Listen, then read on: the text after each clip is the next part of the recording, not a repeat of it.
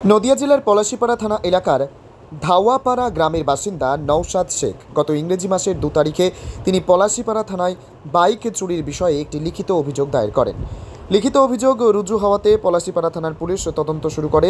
পুলিশি তদন্তের মাধ্যমে মোটরসাইকেলটি বেথুয়া ডহরির বিক্রমপুরে আতির শেখের বাড়ি থেকে উদ্ধার করে গত সোমবার রাতে ধৃত ব্যক্তিকে থানায় নিয়ে আসে পুলিশ। তার কাছে জিজ্ঞাসাবাদ করে জানতে পেরেছে যে চুরি হওয়া মোটরসাইকেল দুষ্কৃতীরা তার কাছে এনে দিত। আজ পলাশীপাড়া থানার পুলিশ ধৃত ব্যক্তিকে তেহট্ট মহকুমা আদালতে পাঠায়। তদন্তের স্বার্থে আদালতের কাছে ধৃত ব্যক্তিকে নিজেদের হেফাজতে নেওয়ার আর্জি জানায় পুলিশ।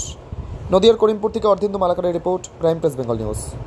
আমাদের কাছে গত 2/8/2025 তারিখে একটি বাইক চুরির কমপ্লেন আমাদের কাছে রুজু হয়। কমপ্লেনটা আমাদের এলাকা থেকেই আসে এবং ঘটনাটা হচ্ছে ওই দিন একটি লোক আমাদের কাছে যে কমপ্লেন করেছিল তার নাম নওশাদ শেখ, আমাদের এলাকারই ধাওয়াপাড়ায় বাড়ি।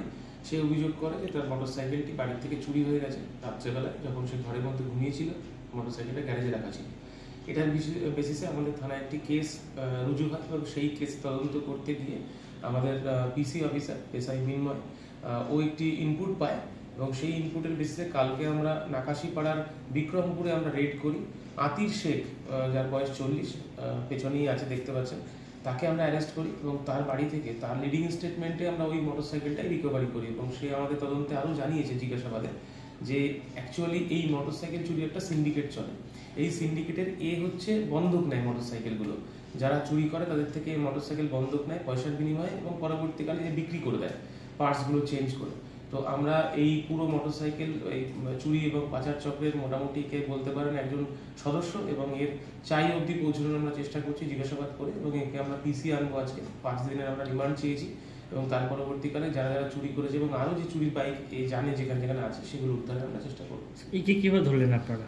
দেখুন, এটা হচ্ছে আমাদের তদন্ত চলছিল। তদন্ত চলতে আমাদের পিসি যে অফিসার আছে মিন্ময় মণ্ডল, ওর কাছে একটা ইনপুট আসে যে নাকাশিপাড়া এলাকায় এই লোকটি এই চুরির বাইকের ডিলিং করে এবং এর আগেও বহু চুরির বাইকে কিনেছে এবং এ সাপ্লাই করেছে।